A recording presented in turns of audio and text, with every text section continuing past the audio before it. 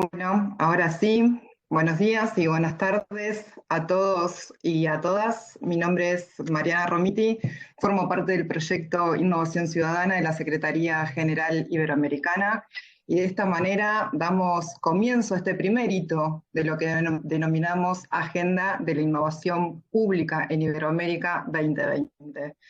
Pero, ¿de qué estamos hablando cuando hablamos de esta Agenda de la Innovación Pública?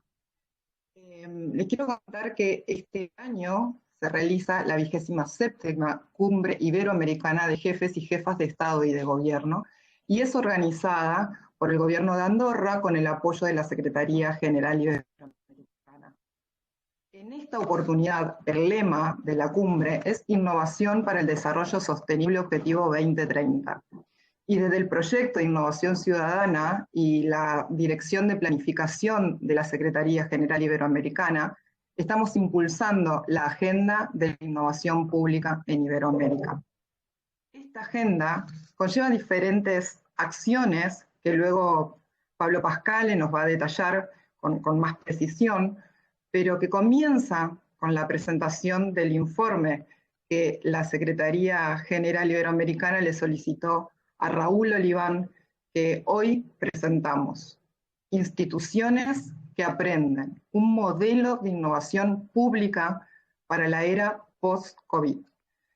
Y ajustándonos a las circunstancias que nos presenta justamente esta pandemia mundial, realizamos esta actividad de forma virtual, en la que estamos conectados desde diferentes partes de Iberoamérica, España, Argentina, Brasil y tantos otros países que nos están siguiendo en esta transmisión en vivo a través del enlace que hemos publicado en nuestras redes. Y que invitamos a través de este medio a conversar con nosotros y con esta experiencia en redes sociales a través del hashtag IPNIB, Innovación Pública en Iberoamérica. ¿Sí?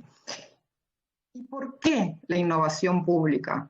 Es importante reconocer que el rol de las instituciones públicas para colaborar en el desarrollo sostenible es cada vez más fundamental. Y tal como lo está poniendo de manifiesto esta pandemia que estamos viviendo del COVID-19. Instituciones públicas sólidas que puedan responder con eficacia y rapidez. Y lo que es también importante, seamos capaces de conectar con las realidades de la ciudadanía y proponerle soluciones innovadoras. Ese es el campo y la importancia fundamental que tiene la innovación pública. Es un proceso que busca renovar la institucionalidad del siglo XX, de esa era pre-internet, y poder colocarla con las capacidades necesarias del siglo XXI, es decir, en esta era de hiperconexión.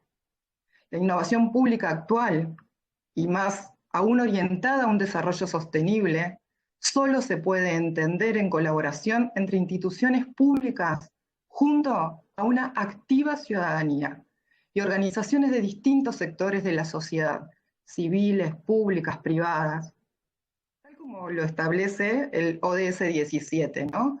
Nos habla del desarrollo sostenible, requiere alianzas entre diferentes sectores, construidas entre principios y valores.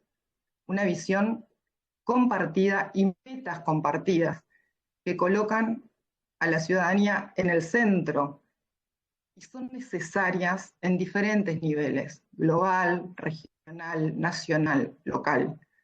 El rol de la innovación pública es, por lo tanto, uno de los vectores activos más importantes para alcanzar lo que nos propone el lema de esta Cumbre Iberoamericana 2020.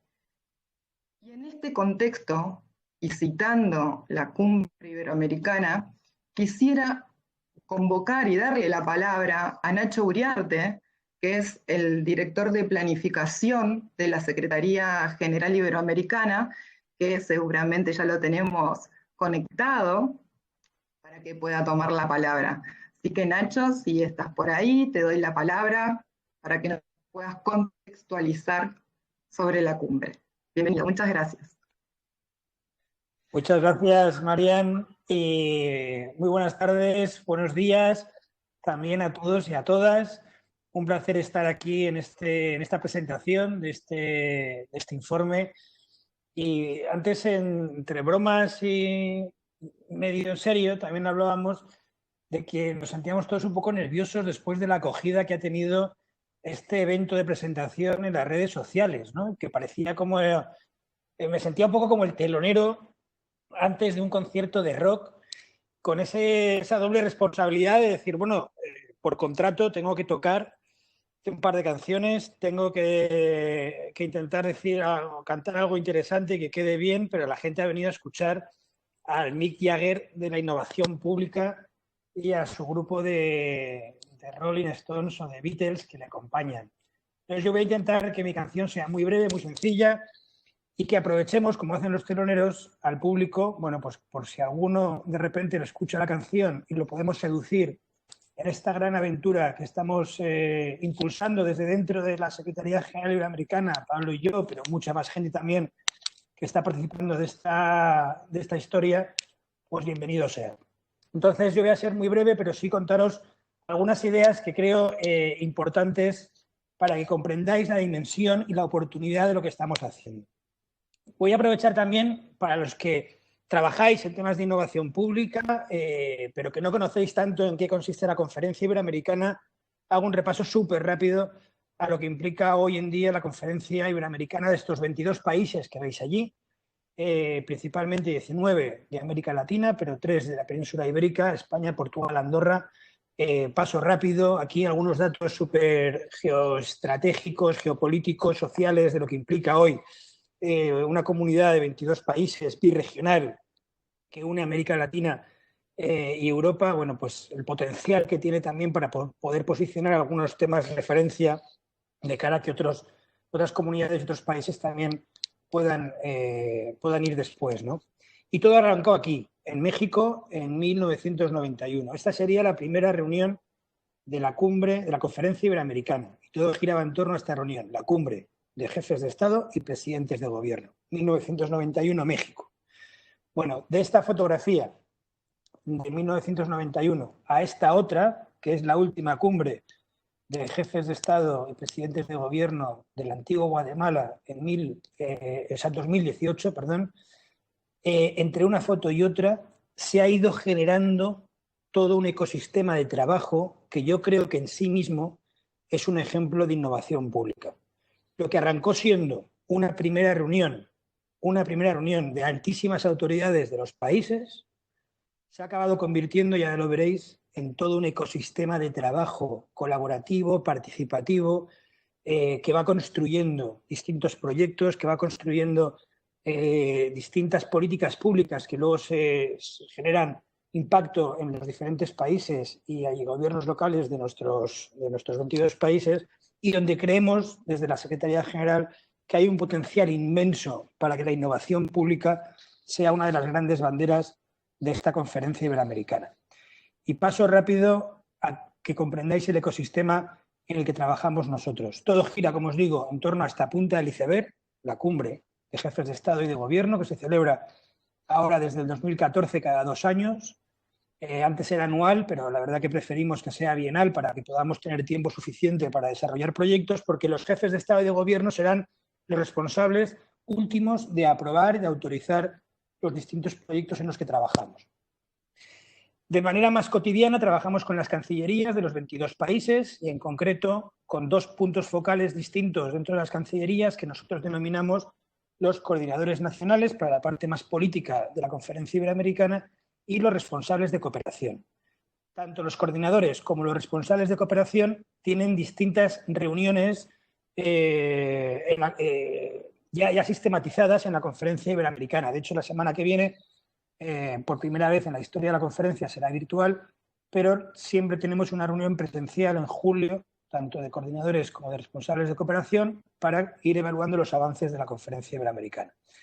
Con ellos trabajamos pues, toda la parte más estructural, lo que se llama el Plan de Acción Cuatrienal de la Cooperación Iberoamericana, el PACCI, que en este momento está vigente el segundo PACCI 2019-2022, que es el que articula toda la planificación de la cooperación iberoamericana entre los 22 países, y luego, como veis ahí, la parte más política de las declaraciones y el programa de acción de las cumbres. Bueno, esta parte de Cancillería es el día a día, la parte cotidiana de la Conferencia Iberoamericana. Pero entre cumbres, entre una cumbre y otra, esos 2 años de trabajo, la Conferencia Iberoamericana reúne distintas reuniones ministeriales. Estas que tenéis aquí son las reuniones que se van a celebrar, o se han celebrado ya, o se van a celebrar entre la cumbre de Antigua Guatemala en 2018 y la cumbre de 2020 de Andorra. Como podéis ver, distintas carteras sectoriales donde se juntan los 22 ministros o ministerios de esa cartera, de ese ramo, para ver cómo desde su sector se puede influir también en el impulso del desarrollo sostenible y se puede contribuir a ir modernizando en los trabajos de la conferencia y de nuestros países. Imaginaros el potencial, ya voy soltando algunas pildoritas, el potencial que tiene poder trabajar con tantas carteras ministeriales distintas en temas que en muchas ocasiones son transversales unas con otras y en concreto, fijaros en la 5ª cartera, Administración Pública y Reforma del Estado, que ahora también os detallaré un poco más.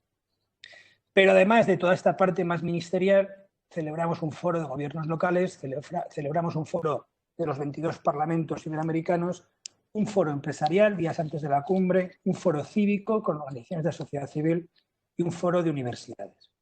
Estos 5 actores que conectamos en la Conferencia Iberoamericana directamente, lo que ellos aprueban y valoran directamente con la cumbre de jefes de Estado y de Gobierno, son los actores que la Agenda 2030 identifica como necesarios y estratégicos para impulsar los ODS y el desarrollo sostenible.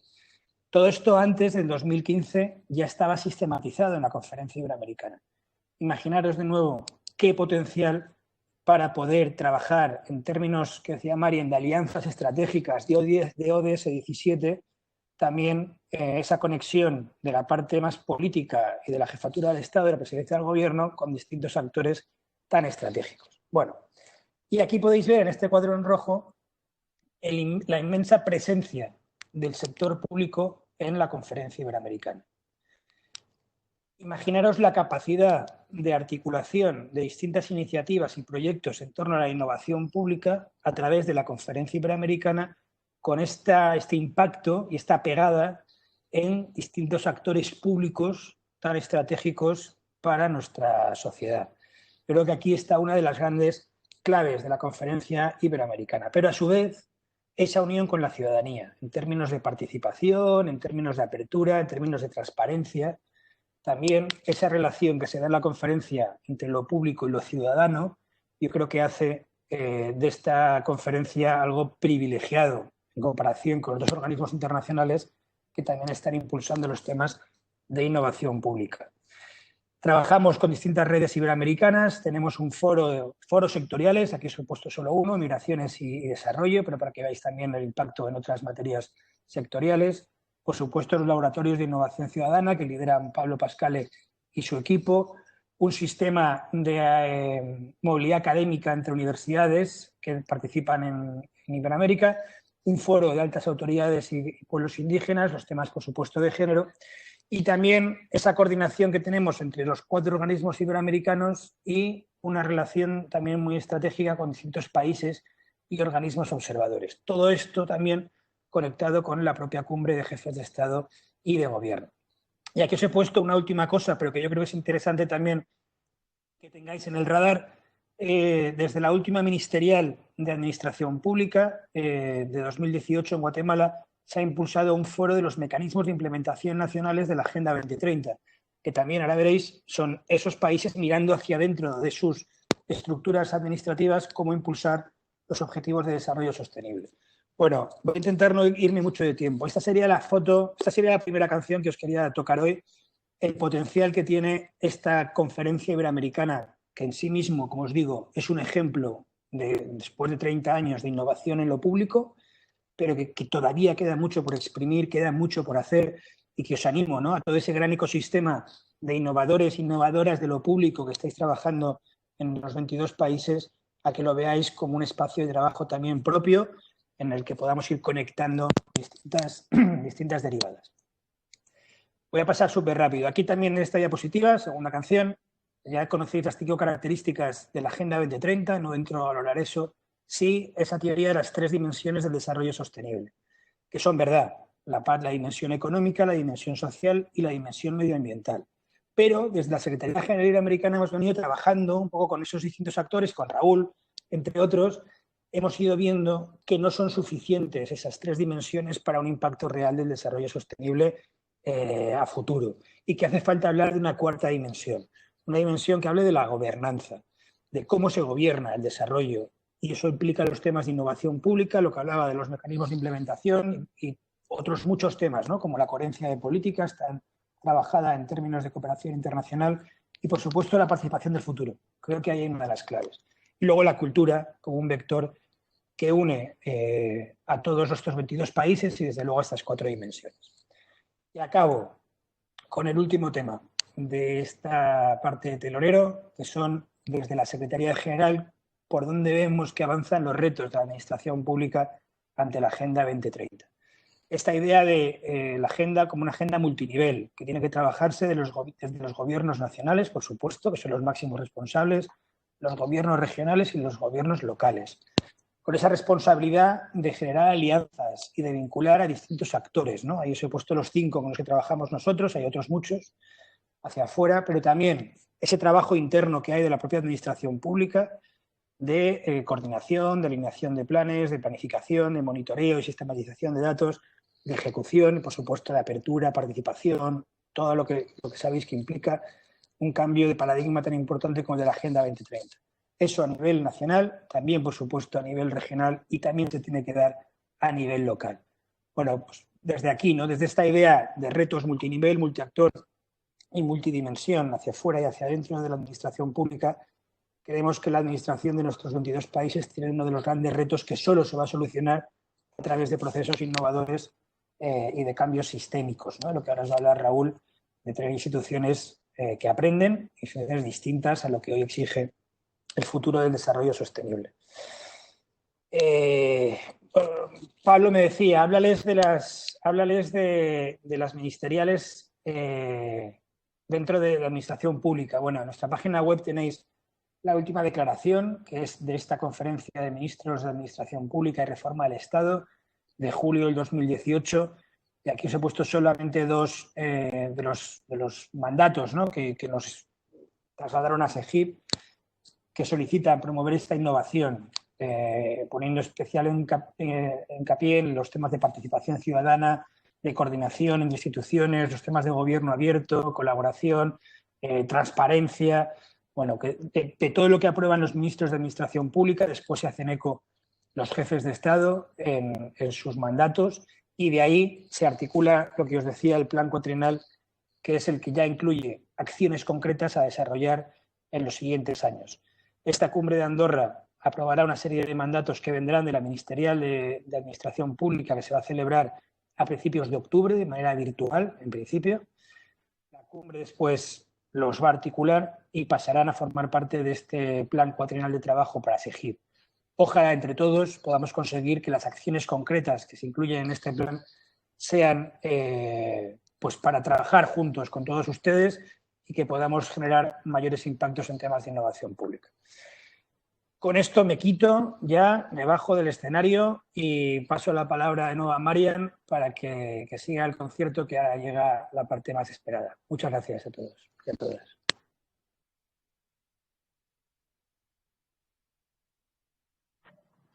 Muchas gracias, Nacho. La verdad es que ahora sí tenemos el contexto dado, ¿no? Y nos queda más claro de dónde surge esta agenda de la innovación pública. Y por lo tanto pasamos sin espera a la presentación que nos va a hacer Raúl Oliván sobre el informe Instituciones que aprenden, un modelo de innovación pública para la era post-COVID. Raúl, gracias por formar parte de esta agenda de la innovación pública. Tenés la palabra. Muchísimas gracias, Marian. Muchísimas gracias por esa presentación, Nacho. Es para mí una satisfacción, ¿no? Siguiendo con la narrativa de los Rolling Stones, que en todo caso me cae grandísima, pero vamos, por pasión no será, porque realmente Pues en fin, encaro este reto pues con muchísima ilusión, con mucha determinación, porque creo que nunca tuve la oportunidad que me disteis vosotros, tú y Pablo Pascale, de poder impactar en la agenda de las instituciones iberoamericanas en los 22 países, bueno, pues con esta idea de la innovación pública, de la transformación institucional sistémica que siempre ha sido necesaria, nunca antes como ahora en el contexto de la pandemia. Voy a pasar a la presentación sin más dilación porque tengo unas nociones que van a quedar más claras por escrito, más que con mi cara en primera persona.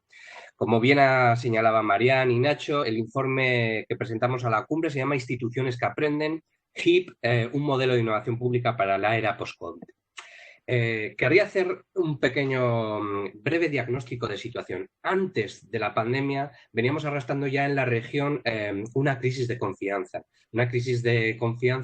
de al menos una década y que además era una crisis de confianza que podía igualar de alguna manera a países muy diferentes entre sí. Iberoamérica, los 22 países son muy diversos en latitudes, sensibilidades, incluso también idiomas, momentos y realidades socioeconómicas, pero había tres cosas que les igualaba. La emergencia de la ciudadanía digital, esto es también común a muchos países de Europa o del resto de América, de Norteamérica, una generación acostumbrada a opinar a golpe de clic. En segundo lugar, la idea, de ruptura del contrato social, en el sentido de que una generación por primera vez va a tener la sensación de que vive peor que la de sus padres, al menos durante esta década que dejamos atrás, y que de alguna forma rompe la idea de progreso, y también el auge de lo común y lo colaborativo como contraposición y rearme ético, bueno, pues a ese hiperindividualismo y narrativa de la competición que había gobernado los últimos años del siglo XX y los principios del siglo XXI. Llega la pandemia y la sensación que tengo, el diagnóstico rápido que tengo es que se enfatiza este momentum histórico, social y político común que une el destino de tantos países y tantas sociedades. Más digitales que nunca, centrifugados en nuestras casas, teletrabajando por el confinamiento, más ruptura que nunca de la idea de progreso histórico de esa pandemia como parteaguas, como dice la secretaria general Rebecca Grisman, parteaguas de una era que parece que inaugura un nuevo siglo XXI, y por supuesto también más auge que nunca de lo colaborativo y lo común. Nunca nada como una pandemia para unirnos, para ver la importancia de la solidaridad, de los sistemas de salud pública, etcétera. Dicho lo cual, llevábamos ya muchos años reflexionando cuáles eran las respuestas adecuadas a esa crisis de confianza entre los ciudadanos y las instituciones, entre los ciudadanos y los gobiernos. Desde mi punto de vista, había dos grandes líneas de trabajo. En primer lugar, el gobierno abierto, que tenía que ver con la participación, la transparencia, etcétera. Y en segundo lugar, la innovación pública. Es decir, por una parte, abrir los gobiernos, por otra parte, hacerlos más eficientes. También igualmente importante en un contexto de limitación de los recursos. Todos estamos de acuerdo que hay que innovar, todas las instituciones quieren innovar, y aquí el problema es que, bueno, pues tengo una buena y una mala noticia. Voy a empezar por la mala noticia, que es más fácil, y es que la innovación depende de un hecho genuinamente humano que no se puede replicar, no se puede capsular y no se puede trasplantar sin margen de error. Sin embargo, y es la tesis central del informe, pensamos que sí que se pueden reproducir las condiciones ambientales, atmosféricas, el contexto donde se produce esa innovación, que son los famosos ecosistemas de innovación. Reproduciendo, por lo tanto, las condiciones donde germina la innovación, quizá nos estemos aproximando lateralmente a la cuestión, y es lo que vamos a hacer. La primera pregunta para acercarnos a los ecosistemas de innovación ha sido ¿cómo son los ecosistemas? Y aquí, bueno, pues hemos reflexionado mucho y he ido a la raíz de conocimiento que genera toda la ciencia, toda la base de la teoría de redes, ¿no? Ya sabéis que la ciencia de redes se aplica a matemáticas, a informática, mucho ahora precisamente a epidemiología, pero también a antropología, en fin, sociología, etcétera. Si la descomponemos, la ciencia de redes, y vamos a sus elementos más básicos, como la idea de nodo, enlace o diada, y lo pensamos en cada institución, pues vamos a empezar a aplicar nodos a los equipos o nodos a los individuos. Y también los enlaces son las formas en que se relacionan. Los los equipos de trabajo, a través de un email, a través de una comisión, de una reunión. Los grados, la famosa teoría de los grados de Kevin Bacon tiene que ver con esto, ¿no? ¿Cuántos pasos, cuántos grados hay de diferencia entre uno y otro? O el concepto de hub, que es un nodo hipervinculado y que lo podemos encontrar, bueno, pues en jefes de equipo o en jefes de departamento de investigación, ¿no? Personas o equipos muy conectados. También la idea de nodos críticos, que si pensamos en clave de administración, pues podemos pensar en recursos humanos o en contratación. También en la ciencia de redes encontramos conceptos y nociones como los lazos fuertes y los lazos débiles. No nos relacionamos lo mismo con una persona que vemos una vez al año que con una persona que estamos trabajando codo con codo. Y relacionado con esto está también el tema de las distancias, ¿no? El tema de, claro, no es el mismo el que tenemos en la misma oficina que el que tenemos en otra planta. Pero ahora no solo va de distancias físicas, sino también de distancias emocionales, porque con Internet, como hemos demostrado con la pandemia, esto se puede remediar de alguna manera. Está el concepto de los clústeres, de las agrupaciones de afines, a veces formales como los de contabilidad, pero a veces informales como el grupo de fumadores o de los jóvenes de la organización. Y todo ello va dibujando algunos conceptos como la densidad conectiva o la baja densidad conectiva. No es lo mismo una red con alta que con baja densidad. Desde nuestro punto de vista, y para la noción de ecosistemas de innovación, nos interesan los ecosistemas o las comunidades con alta densidad conectiva. Es ahí donde surge este concepto precisamente de comunidad, en el sentido que es una acumulación de nodos y enlaces con alta densidad conectiva que tiene una visión compartida. Y aquí nos vamos a empezar ya a enfocar al concepto que nos interesa de los ecosistemas de innovación. Por lo tanto, los ecosistemas de innovación son comunidades de comunidades, grupos de nodos, de hubs, puertos múltiples, clústeres, grupos de afinidad, con distancias entre ellos más o menos grandes y que van a través del fortalecimiento de los lazos, de las relaciones, generando conversaciones fluidas, siempre bidireccionales, en el caso que a nosotros nos interesa, hasta sincronizar su visión. Y eso va creando sentimiento de pertenencia. En estos ecosistemas, lo veremos más adelante de forma fugaz, también es interesante la idea de libertad y caos, que poco se parece en general a las jerarquías tradicionales de las estructuras institucionales que todos conocemos. Ahí la idea de una red, de un rizoma que genera atajos, bypass para sortear los posibles puntos críticos, las burocracias, etcétera, es fundamental si queremos hacer esa transición de las redes a las jerarquías. En todo caso, más allá de todos estos conceptos, que puedo entender que son muchos, estarán todos desarrollados en el informe cuando la SEGIP lo publique, al final de todo y en su unidad más básica, los ecosistemas son conversaciones, personas hablando, ni más ni menos. ¿Cómo se transforman las jerarquías en redes? Estarán preguntándose muchos de nuestros oyentes. Aprovecho para saludarles en España y por la mañana en Latinoamérica, porque trabajan sobre todo en pirámides, en jerarquías, en instituciones cerradas, con silos, con burocracias, con manuales de funciones donde la creatividad y la autonomía de los empleados normalmente no está incentivada. Nosotros pensamos que trabajando y pensando en clave de redes, aplicando la teoría de algunos de los conceptos que acabo de narrar, vamos a empezar a transformar estas jerarquías en ecosistemas.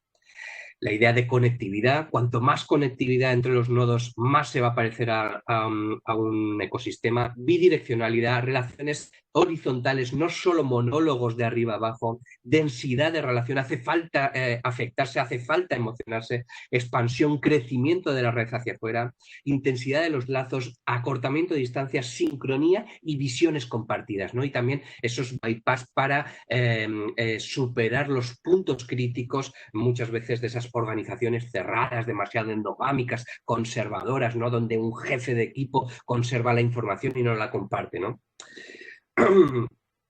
Llegamos además a otro concepto, que es el de rizomas, que es un concepto de la naturaleza que define este tipo de organismos cuyos muñones se pueden convertir al mismo tiempo en raíces, en tallos y en nuevos muñones, ¿no? Nos parece la mejor metáfora. Ojo, además de ese ensayo de Guattari y de Deleuze de 1977, llamado rizoma precisamente, pero me parece la mejor metáfora para inspirar la aleatoriedad y libertad que son necesarias en al menos una pequeña dosis para que ese ecosistema de innovación funcione. En este sentido son todo lo contrario y hacemos nuestra de alguna forma heredera esa tradición de los postestructuralistas franceses contra las sociedades de control, ¿no? Son necesarios ciertos elementos de rizoma, ¿no? Empezar a pensar estos ecosistemas de forma fluida, no como elementos estáticos, como imágenes fijas y sólidas de personas y organigramas. Nos hacemos una segunda pregunta, y es ¿qué hacen los ecosistemas de innovación? Hemos contestado la pregunta de cómo son estos ecosistemas de innovación. La siguiente pregunta es ¿qué hacen? Al contestar y preguntarnos qué hacen estos ecosistemas de innovación, vamos a podernos acercar a la cuestión lateral del informe. Para ello hemos analizado nada menos que 105 metodologías que Listón está en su página web y que lo hizo a través de un análisis a su vez de las agencias más innovadoras del mundo. Nosotros las hemos decompuesto, hemos analizado cada una de ellas, de la Parsons New School, de IDEO, de la Design School of Stanford, de Vinnova, del gobierno sueco o de la Harvard Business Review, entre otras muchas. Y hemos querido interpretar que sumando estas 100 metodologías y la ciencia de redes podemos sintetizar la idea de innovación sistémica en torno a 6 vectores. El vector de lo open, que tiene que ver con lo abierto, el vector de lo trans, que tiene que ver con lo transdisciplinar, con lo anfibio, lo híbrido, el vector de lo fast, que tiene que ver con lo ágil, con lo rápido, con lo iterativo, lo proto, que tiene que ver con las maquetas, los proyectos pilotos, lo co, lo colaborativo, lo cooperativo y lo tech, lo digital. Todo ello nos va dibujando este hexágono de la innovación pública, 6 vectores en torno a los cuales deberíamos hallar una forma lateral de convertir una institución clásica en un ecosistema de innovación. Open, Trans, Fast, Proto, Co y Tech. En cuanto a lo Open, podemos decir que nos referimos a todo lo que tiene que abrir, con abrir los gobiernos. Hemos señalado varias veces en este artículo que la innovación pública y el gobierno abierto son 2 partes de la misma moneda, hasta tal punto que abrir es la forma más directa y barata de innovar. Abrir no solo significa dejar que entren las ideas desde fuera o pedir opinión, supone también liberar códigos y compartir información, trabajar en abierto, publicar los datos y ponerlos a producir valor social. En el informe y en la presentación recogemos algunas de estas 105 metodologías que son paradigmáticas del vector Open. Os advierto que estas metodologías, esos enfoques o marcos que pongo, son también productivos en otros de los vectores, ¿no? Raro es que algunas de estas metodologías no ataquen bien 2, 3 o incluso 4 o 5 de los vectores. El segundo es el trans, que alude a lo transversal, lo transdisciplinar, lo interdependiente, lo interconectado, lo híbrido o lo anfibio. Pocos espacios como las instituciones públicas o las grandes organizaciones sociales están tan afectadas por las debilidades endémicas de las estructuras jerárquicas, cuellos de botella, trabajo en silos, poca agilidad, nula capacidad de experimentación y aversión total al riesgo, poco incentivo además a la creatividad, escaso margen a lo imprevisible. Por eso es tan necesario con urgencia dinámicas trans que atraviesen esas líneas reactivas. Os pongo igualmente algunos ejemplos de metodologías en el vector de lo trans. Llegaríamos al tercer de los vectores, que es lo FAS. Uno de los talones de Aquiles de nuestro modelo de innovación es la limitación del recurso tiempo. Claro, hablamos de un esquema relacional donde las relaciones conllevan un consumo de un recurso que es el tiempo. Sencillamente, una institución centrada en lo relacional es una enorme conversación en flujo y puede terminar corriendo el riesgo de no producir nada tangible. Es por ello que la dimensión tiempo se reivindica como uno de los 6 vectores claves, ¿no? Aquellas metodologías dirigidas a acelerar flujos, recortar tiempos, son, por razones obvias, recursos en cuenta porque multiplican la productividad, ¿no? De ahí toda esa tradición de metodologías enfocadas a la aceleración, las maratones, los sprints, etc.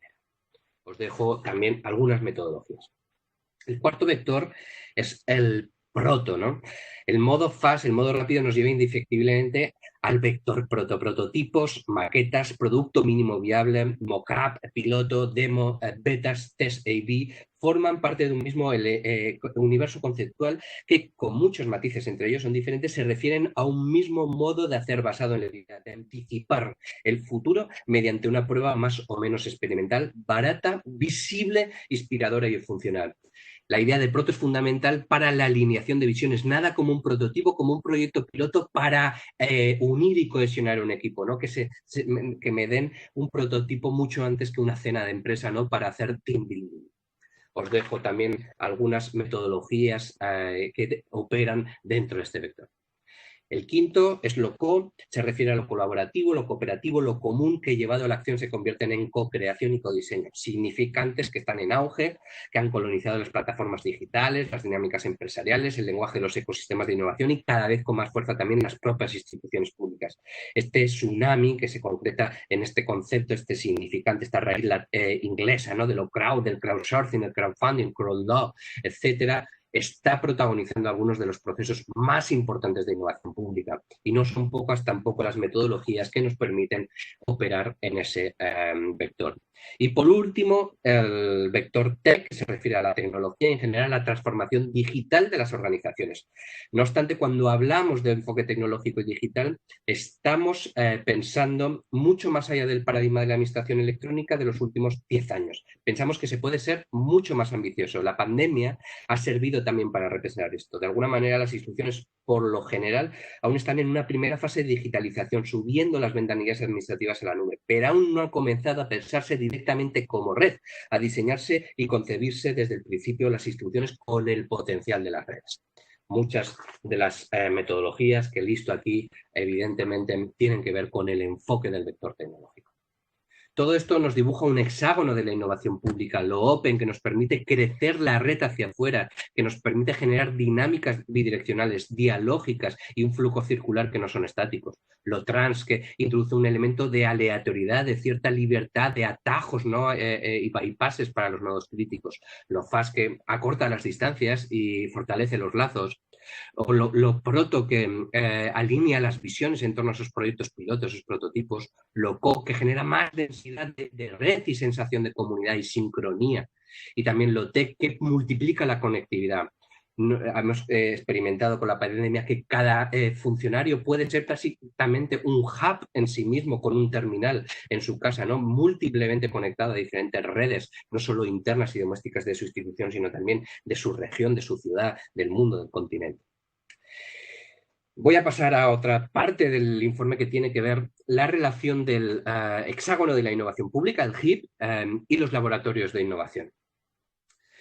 Para ello, en el informe hemos analizado varios casos, los pasaré muy brevemente, como el caso del LABIC. El caso del LABIC son los laboratorios de innovación pública, que por cierto lidera Pablo Pascale y que tuve la suerte de implicarme hace ya años en ellos, y que están, bueno, pues generando un modelo paradigmático de trabajo por equipos interdisciplinar, también de la mano en sus inicios de Medialab Prado, que es una referencia para todos, y que por lo tanto están trabajando paradigmáticamente, productivamente, en lo rápido, en lo tech, pero también en lo prototípico y en lo transversal, ¿no? Con esa idea de los equipos transdisciplinares. Vamos a encontrar referencias parecidas en el Lab, que es el Laboratorio de Aragón Gobierno Abierto y que es el que lidero yo junto a mi equipo, algunas dinámicas como el codiseño de servicios públicos o la Social Impact Academy o CEBOL, que trabajan en estas latitudes, o el Lab Hacker de Brasil, que luego tendremos con nosotros a Cristiano, y que, bueno, pues a través de sus hackatones, de sus audiencias interactivas,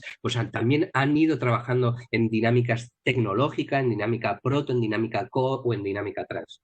No obstante, el que más me gusta por reciente es el caso de Frena la Curva, ¿no? Porque al contrario que los demás, es un ejemplo que podemos decir que desde el inicio nació ya teniendo en cuenta el modelo HIP.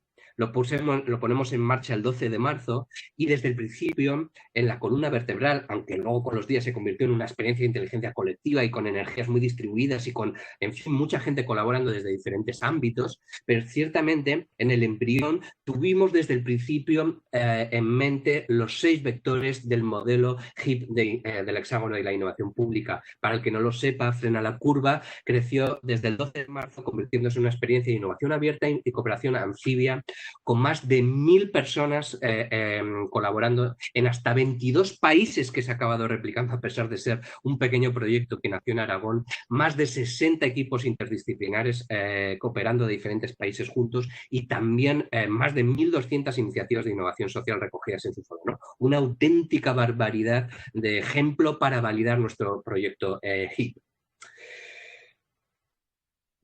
De esta manera llegamos al concepto de los laboratorios de innovación pública social o innovación democrática, laboratorios de gobierno. Son diferentes los significantes, no obstante me gusta definirlos como dispositivos que abren las instituciones desde dentro, que actúan como superhubs, vinculando múltiples actores, ¿no? Personal público, agencias públicas, academia, ciudadanía, empresas, entidades sociales, para pensar, experimentar y producir entre todos una nueva institucionalidad que redunde en relaciones significativas basadas en la confianza, en torno a conversaciones productivas, cristalizadas normalmente en prototipos, que pueden ser iterados, escalados y replicados, documentando todo ello para generar un flujo circular, performativo y virtuoso, en definitiva, rizomático. Pero nos cabe preguntarnos si los laboratorios son solo, o sea, si el HIP, el hexágono de la innovación pública, es un modelo sintético solo para laboratorios. Y la respuesta es que no. Sirve también para universidades, para parlamentos, para escuelas, para centros de atención al ciudadano, para oficinas de empleo, para bibliotecas, para centros de salud. Todos los ejemplos son buenos desde la administración pública para aplicar el HIP. De hecho, en el informe hemos incluido un autodiagnóstico que a través de 90 preguntas en una versión beta, las organizaciones pueden ir aplicándose y contestando, viendo cómo aprenden en modo open, ¿no? Y cómo se comportan en modo trash, en modo fast, en modo proto, en modo tech, lo cual les acaba devolviendo a través del cuestionario una puntuación y su propio hexágono de la innovación pública, generándole así, bueno, pues un informe y una narrativa y también una orientación para inspirar un plan de cambio sistémico, ver en qué vectores son buenos y en qué vectores son malos y qué metodologías de ese menú de 105 pueden utilizar. Además del autodiagnóstico, hemos querido ir un pasito más lejos, porque el problema de los ecosistemas es también su fortaleza, es que no son sólidas, no son imágenes fijas, no son imágenes estáticas, ya no es el organigrama que se colgaba en el despacho del jefe de recursos humanos. Estamos hablando de ecosistemas y por lo tanto de dinámicas y por lo tanto de fluidos, de sociedades líquidas, y necesitamos herramientas que den, por lo tanto, énfasis a ese movimiento. Para eso, con mi amigo Adam, hemos desarrollado el HipSim, que es un modelador de ecosistemas y que le pedí que nos lo contara él directamente. Gracias, Raúl. Hola a todos. Aquí tenemos el HipSim. Es un visualizador para ecosistemas de innovación. Su característica principal es que tiene tantos grados de libertad como agentes participan en la simulación. Y además es sensible a los 6 vectores que ya ha ido adelantando Raúl. En primer lugar, vamos a crear un universo, en este caso con 10.000 agentes. Estos agentes tienen visiones diferentes según su color. Son capaces de interactuar y transmitir sus visiones a otros agentes y crear enlaces entre ellos.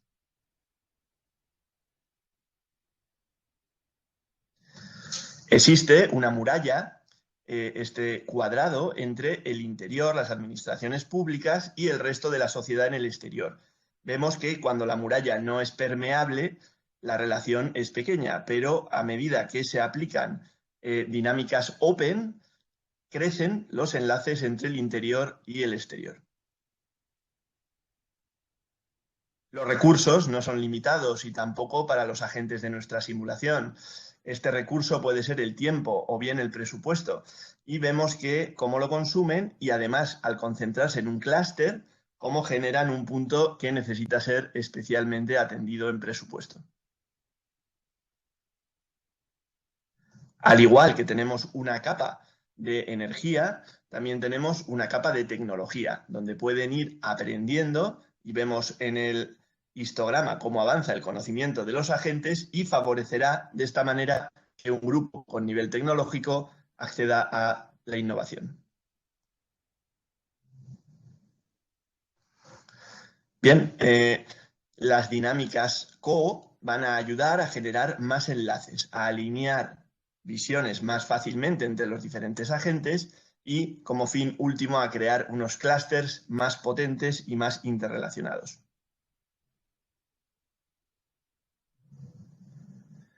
Una vez que se generan estos clústeres, tienden a ser monocolor, pero los agentes trans tienen la importante capacidad anfibia de atraer, como estamos viendo en la imagen, los clústeres entre sí, generando de esta manera no solo redes, sino rizomas.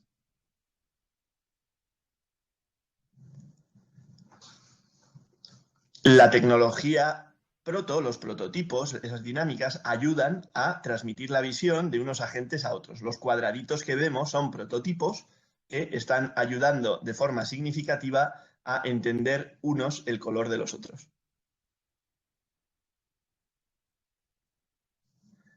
Y en definitiva, lo que podemos ver al ocultar todas las capas es la innovación que se genera. Cuando se alinean las visiones, se vinculan los links, se aceleran protos, hay energía y tecnología, puede surgir. Y estas manchas no son otra cosa que la innovación que está surgiendo en nuestro modelo. Y por último, podemos ver un clásico modelo jerárquico que va a evolucionar hacia un modo red aplicando todas las tecnologías conjuntamente. Open, Trans, Co, Proto, Fast, todas están ayudando a que ese primera ameba que hemos visto que no se relacionaba demasiado genere un ecosistema que ya se ve de tipo rizomático y favorecedor para la innovación. Aquí dejamos el HipSim. Gracias, Raúl. Un saludo. Qué grande, Adam. Muchísimas gracias. La verdad es que el HipSim nos ayuda a generar una narrativa entendible, pedagógica de instituciones que aprenden. Voy a pasar a las conclusiones en unos minutos muy fugaces ya para reforzar las ideas fuerza que he generado. Primera idea fuerza. De la crisis de confianza que veníamos, acelerada por el proceso de pandemia, exige una respuesta de gobierno abierto e innovación pública. Segunda idea, la innovación no puede trasplantarse, pero sí se pueden reproducir los ecosistemas donde germina esa innovación.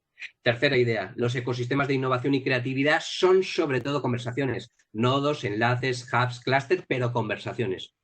Cuarta idea, cierto grado de aleatoriedad y libertad son necesarios para la innovación. Hay que transitar de las jerarquías a las redes. La ciencia de redes y el análisis de 105 metodologías nos llevan a definir un hexágono con 6 vectores. Es el hexágono de la innovación pública, el modelo sintético HIP para promover el cambio sistémico. El HIP se puede aplicar a todas las organizaciones. Para ello incluimos una herramienta de autodiagnóstico y el HipSim, el simulador que acaba de presentar Adam, para generar una narrativa. En definitiva, los 22 países necesitan acelerar aún más su proceso de transformación institucional. Y para ello pensamos que el modelo HIP puede inspirar ese cambio sistémico. La única pregunta que nos queda, amigos, es cuándo empezamos, porque nosotros tenemos muchísimas ganas de poder inspirar esta agenda de innovación pública, de la cumbre de jefes de Estado, este trabajo encomiable que están liderando Nacho, Pablo y otros muchos compañeros de la Secretaría General Iberoamericana. Aquí dejo la presentación, doy paso a Marian y a ese conversatorio fabuloso con Carolina y con Cristian. Empecemos ya, Raúl, ya empecemos. Sin dudas, sin dudas. Yo ya quiero tener el hexágono para poder hacer el autodiagnóstico y muchísimo interés genera esto del HipSim, ¿no? Para poder generar estas interacciones y poder conectar y entender de qué va todo esto del hexágono que planteaste de manera brillante, Raúl. Realmente felicitaciones, un gran trabajo realizado. Y como bien decías, a continuación escucharemos algunas devoluciones, algunas reflexiones que este informe genera tanto a Carolina Cornejo, que es directora nacional de Gobierno Abierto de Argentina, y a Cristiano Ferri, de Brasil, que es un experto en innovación pública. Y así como también seguramente le van a surgir algunas consultas, algunas preguntas que le puedan hacer a Raúl Oliván para que después nos dé una devolución al respecto. Carolina Cornejo, te doy la palabra, bienvenida y muchísimas gracias por estar ahí conectado junto con Cristiano. Gracias, Marian. Y primero, bueno, se escucha bien, quiero agradecer a la CECIP por la invitación, a Pablo Pascal y a Nacho Iriarte.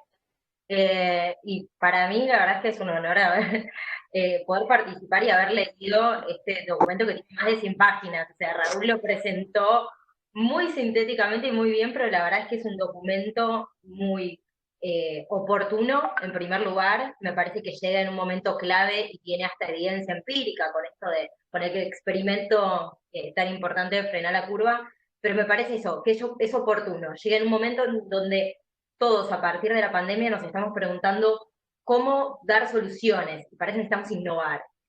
Por otro lado, me parece que es un trabajo muy sólido en términos conceptuales, en términos académicos, desde tomar insumos de la ciencia de redes, hasta incluso diría filosofía política, porque hay una parte donde hace también una exploración de la democracia, del demos, del kratos, y creo que lo que tiene interesante es que revaloriza y jerarquiza la innovación pública como una disciplina y como también como un campo de acción, que cada vez convoca una comunidad mucho más grande y más importante, y lo vemos en este recital, de alguna manera.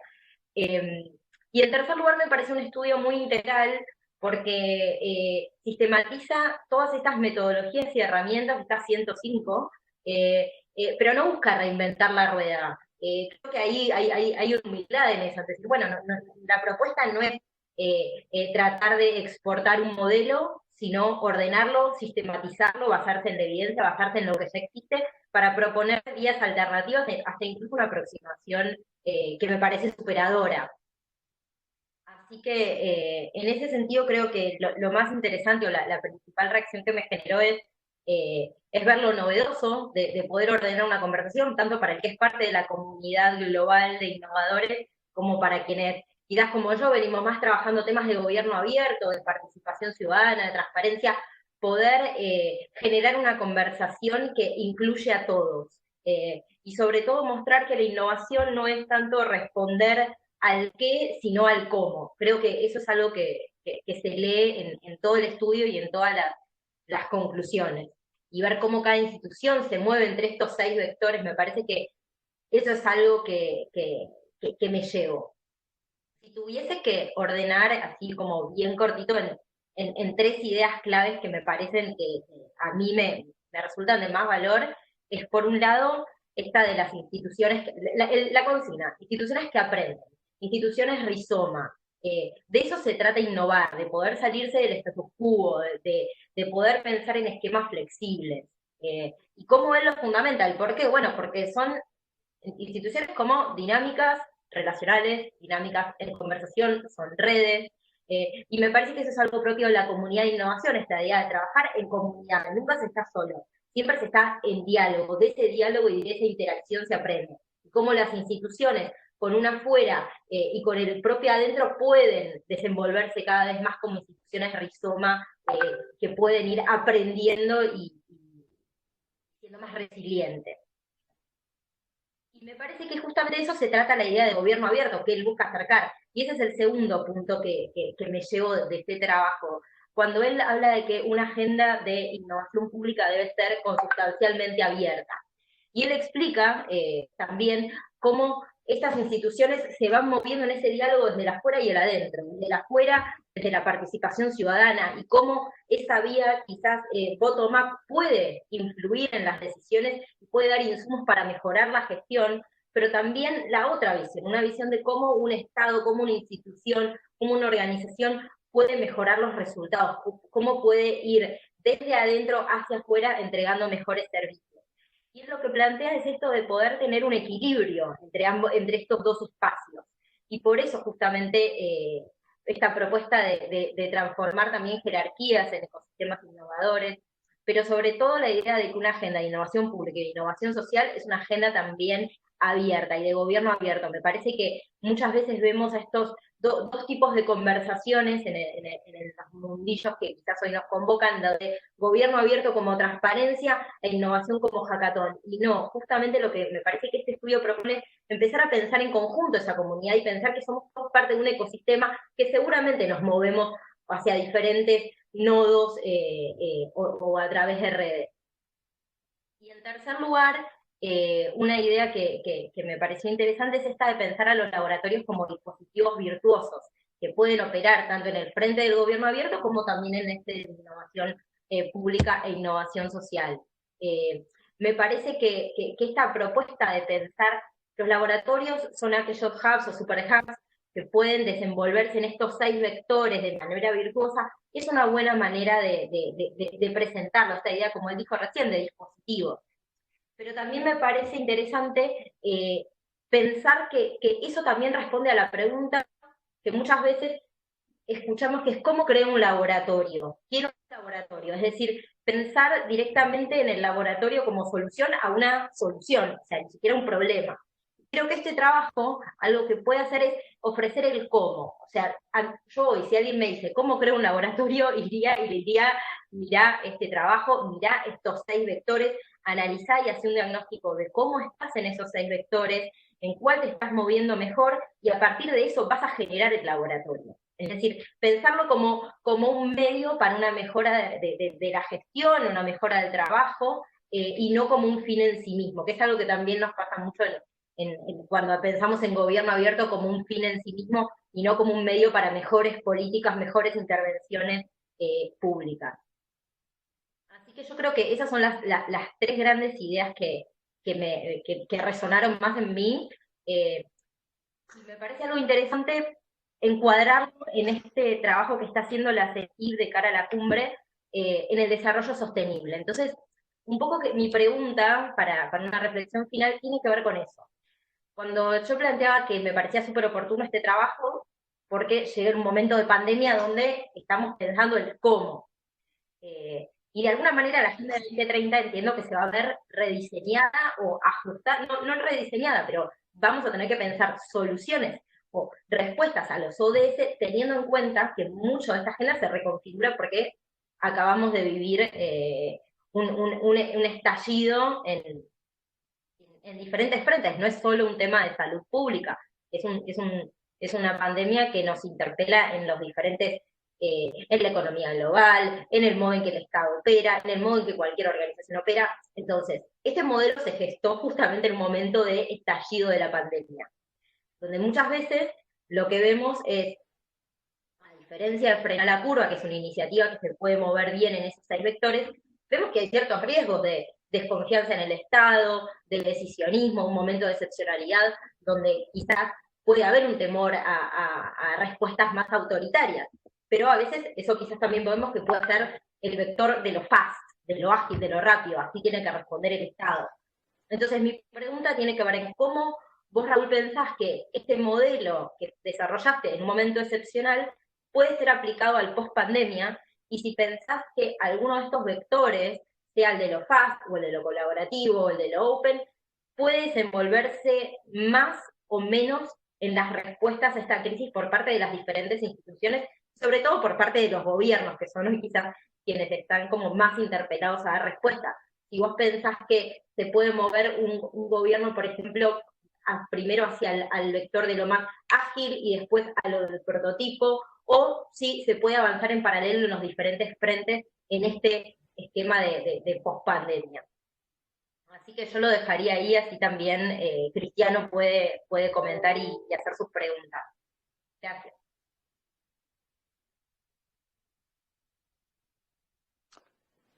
¿Hablo ahora? Sí, Cristiano, avancemos. Inicialmente les invito a practicar un poco de portuñol, pero me quedo muy feliz, aquí una satisfacción muy grande, un honor participar de ese lanzamiento de un modelo que me cae muy bien. Y pienso que Raúl Olivan tiene ahí todos los créditos para impulsar eso, para nos brindar como una idea muy práctica de cómo podemos no solamente estimular la innovación en toda la región, pero también organizar un poco la forma como pensamos la innovación. Y ese es lo primero punto que a mí me gustaría destacar, que nosotros que hacemos, yo trabajo con eso muchos años, con innovación ciudadana, con redes, con colaboración y tal, pero hicimos mucho tiempo como por instinto Hicimos como, con base en los principios, claro, de transparencia, participación, diversidad, de red, de todo eso. Fuimos haciendo las cosas, pero un poco sin organización.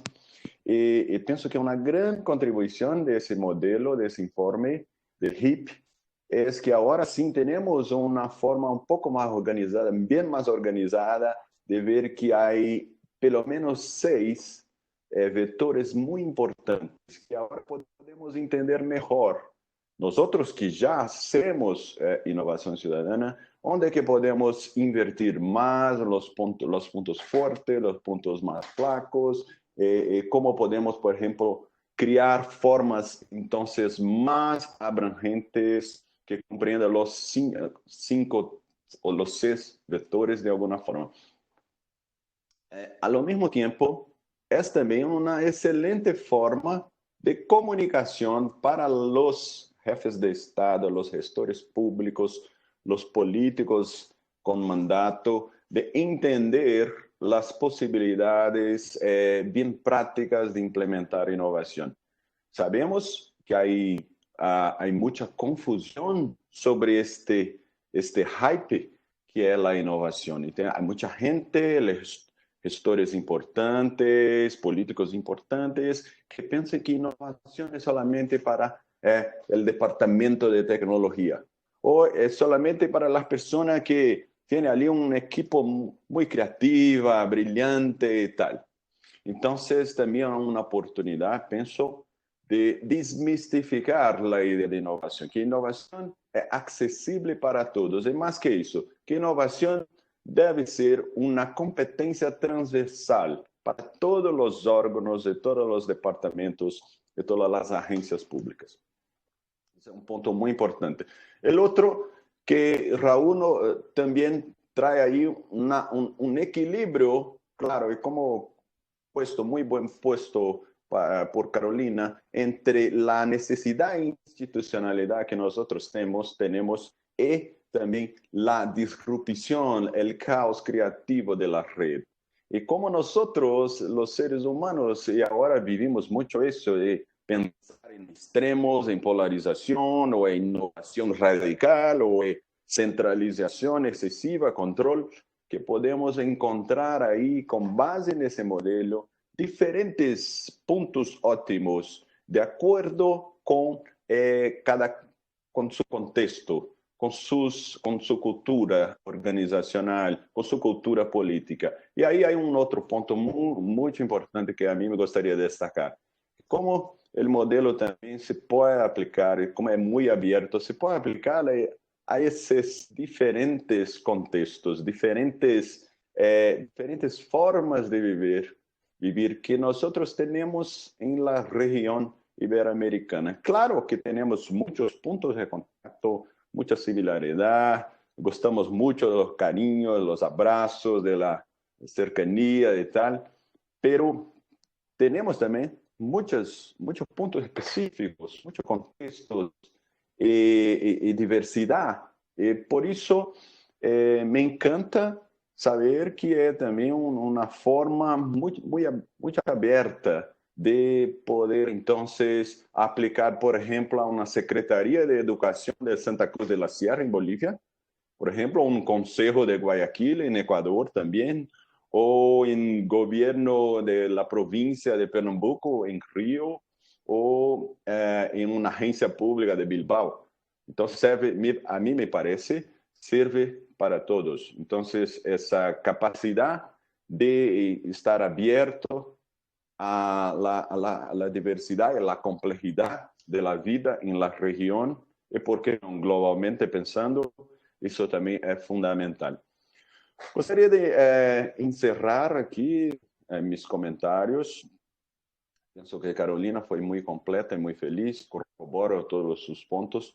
Penso que seria aqui gostaria de fazer uma provocação final, uma pergunta para Raúl, en el sentido, pero antes, claro, saludando a la Secretaría General Iberoamericana por hacer tanto por la región, conectando los nodos, los hubs y los clusters que nosotros tenemos. Entonces, un saludo especial a Ignacio, a Pablo por ese trabajo.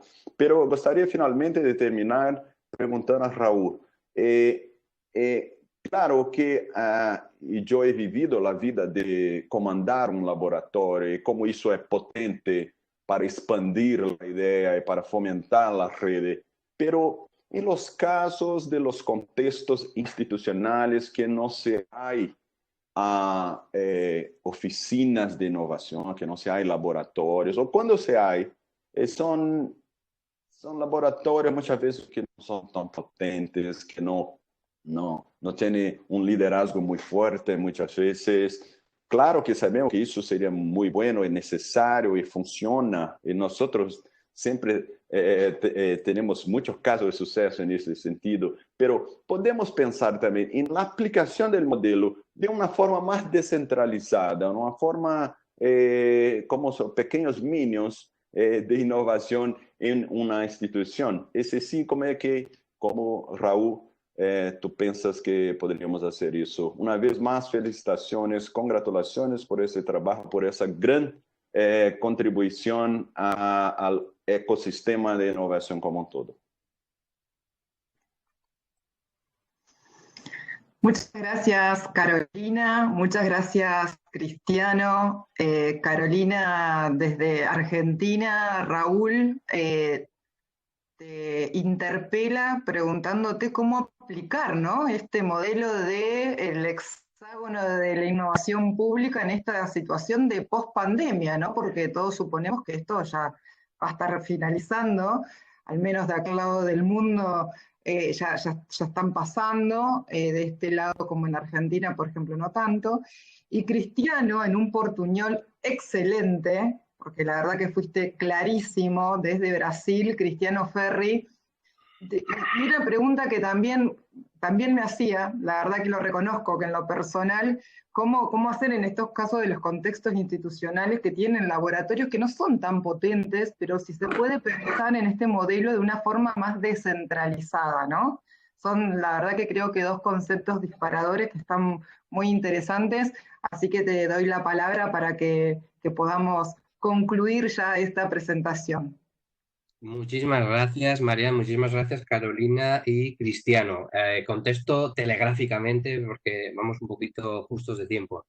Yo creo que la pandemia evidentemente remueve los cimientos y en general es todo muy malo. No quiero generar aquí un relato de lo positivo, ni del coaching, ni del wishful thinking, pero creo que el escenario es negativo, pero es verdad que al remover los cimientos permite, digamos, generar ciertas oportunidades para repensar las estructuras. Y el modelo HIP es un cambio sistémico que viene, yo creo que en un momento adecuado. Hablabais de balance, ¿no? De cómo balancear y tal. Yo creo que lo adecuado es tener un hexágono equilibrado, ¿no? Que ataca bien a los 6 vectores. De nada me sirve de todo open si no es co, o todo tech si no es trans, ¿no? Porque es, un hexágono en ese sentido poco balanceado no va a generar un ecosistema potente y coherente. Hablar, Cristiano, también de la idea de narrativa, de la idea de ordenar, ¿no? Me conecta con una idea de Hannah Arendt, ¿no? Que decía algo así como, bueno, que los relatos son importantes porque son el rescate de los hechos significativos de la mera ordenación de los acontecimientos, ¿no? Y el HIP lo que hace, evidentemente, es coger cosas que ya están sucediendo y ordenarlas y presentarlas de otra manera. Y eso tiene que ver con la última pregunta que conectaba tanto Carolina como Cristiano. ¿Qué hacer en esas organizaciones que no tienen un gran laboratorio, que no tienen una oficina de innovación o de gestión del cambio? Bueno, pues yo creo que el modelo HIP en este sentido es una inspiración para casi cualquier equipo, sea de educación, de sanidad, de urbanismo, un ayuntamiento o un gobierno regional o un parlamento, ¿no? Y quiero acabar con una idea, fuerza. Esta transición entre las jerarquías y las redes ya está sucediendo. El modelo HIP no viene a inaugurar algo que no esté sucediendo, no viene a inventar ninguna rueda. Lo que genera es conciencia de un proceso que ya está en marcha, de que esta idea de las redes y de los rizomas ya está sucediendo lo open, ya está sucediendo lo co, ya está sucediendo afortunadamente lo digital y lo tech, lo trans, y lo único que hacemos es generar una narrativa para que esto quede bien explicado, genere autoconciencia y por lo tanto fortalezca estos movimientos y dé inspiración, orientación a esos equipos que lo están haciendo por olfato, por intuición, por inercia, a veces copiándose de otras cosas que piensan que funcionan, pero sin tener una clara estrategia hacia dónde van. Y en todo caso, si el HIP al final es capaz de movilizar un 3%, un 5%, un 10% de la inercia de un equipo tradicional, el impacto, teniendo en cuenta el tamaño del sector público en Iberoamérica, ya es increíble, ¿no? Yo creo que nos tenemos que conformar con pequeños objetivos humildes inicialmente y explotar a partir de ahí todo el potencial después, ¿no? Muchas gracias, María, muchas gracias, Cristiano y Carolina. Muchas gracias a ustedes, Raúl Oliván, Carolina Cornejo, Cristiano Ferri, que realmente nos destacan elementos fundamentales para seguir trabajando y para poder incorporar en esta agenda de la innovación pública. Y ahora quiero invitar a Pablo Pascale, del Proyecto de Innovación Ciudadana de la Secretaría General Iberoamericana. Pablo nos va a contar de qué está compuesta esta agenda, ¿no? De la innovación pública, qué esperamos para la salida de este 2020 en este contexto. Pablo, te veo ahí ya conectado. Sí, aquí estoy. Y no es fácil subir al escenario luego de los Rolling Stones.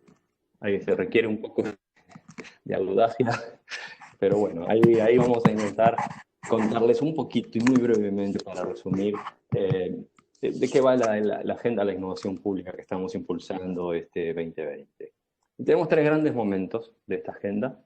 El primero es el que estamos participando ahora, es este informe que nos ha regalado a toda Iberoamérica Raúl, de cómo innovar en las instituciones públicas. El segundo momento, y que lo explicó muy claramente Nacho Uriarte, será la reunión ministerial de Administración Pública y Reforma del Estado, un momento clave donde podamos, digamos, pasar por ahí con nuestra agenda. El tercer momento, y sobre el que voy a hacer un poquito más de énfasis, es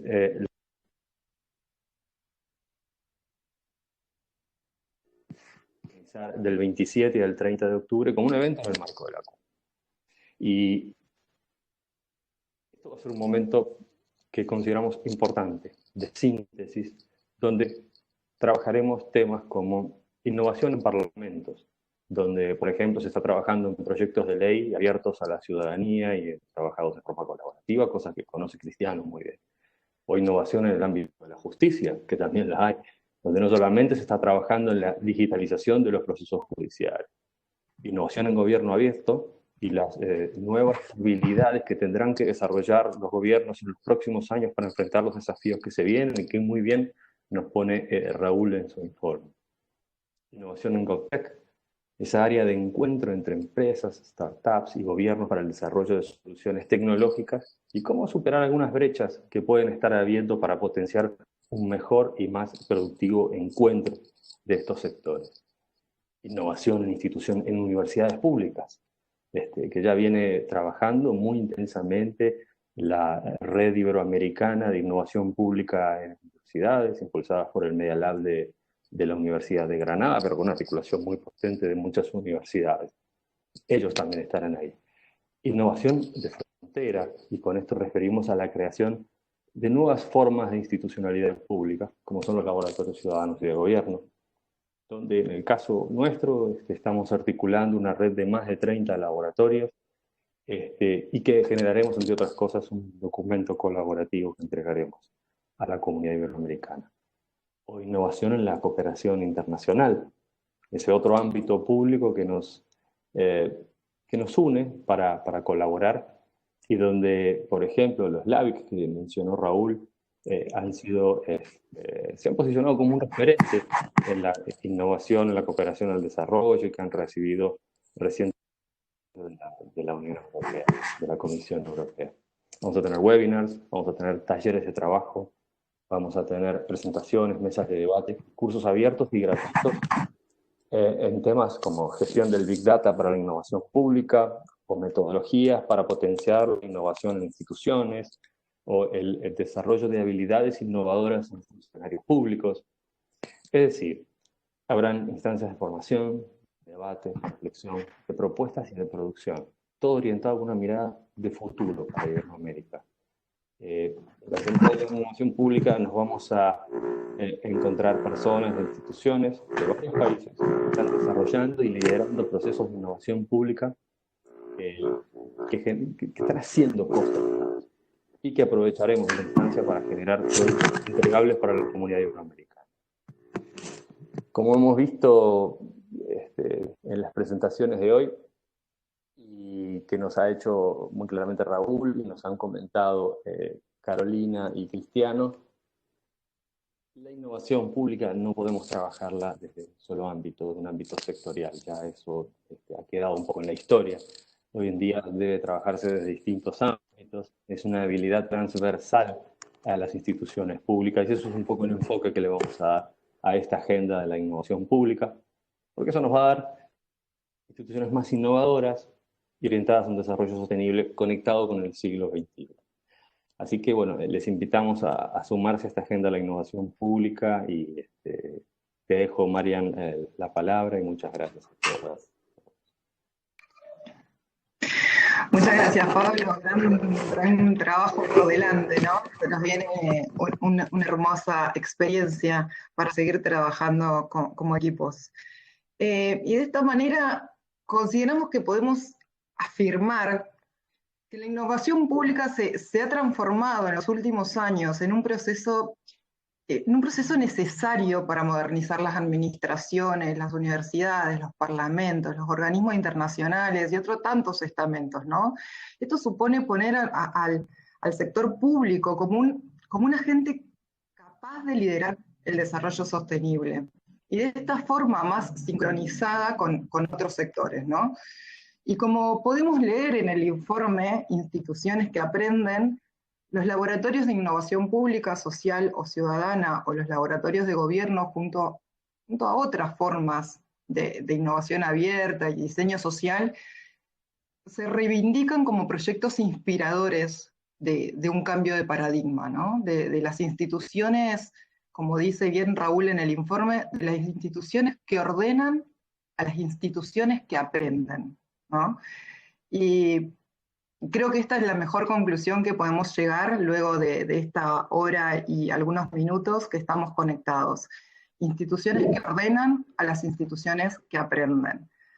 Gracias a quienes se conectaron para verlo desde sus casas, gracias a quienes se conectaron aquí, que estuvieron formando parte de las disertaciones, a todos los que formaron parte de esta actividad online, que se nos ven, y los que están detrás también ayudándonos.